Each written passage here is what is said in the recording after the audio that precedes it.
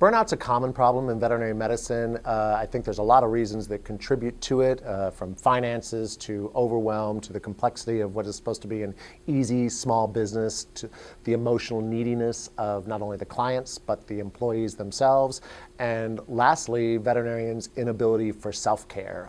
A lot of veterinarians describe self-care as doing more, doing more, doing more. So one of the symptoms you might see is people interested in doing less. Apathetic statements like, oh, that doesn't matter, or we can skip that step, or you know what, I think I'm going to leave early today and take a personal day. Any of those things that you would normally not see in somebody who's been a hard worker heretofore would be signs of somebody who's burnt out.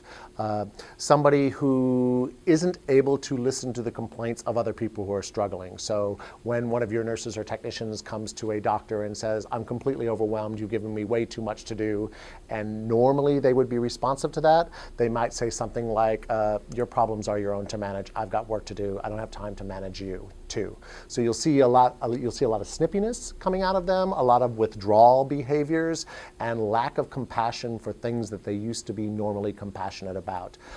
Further on down the line, when they really are at this place where they are truly burnt out and aren't going to be able to execute anymore, they will get into signs of clinical depression. And those are things like complete withdrawal, addictive compulsive behaviors, mood swings that go back and forth. Fortunately, most people are able to deal with or see signs in burnout sooner rather than later. So I think the best advice I can give to you is when you see somebody's behavior that's just not like it used to be. There are a variety of reasons for that. The first one could be burnout. So address it and talk about it. After 5 years of service, we see this in people.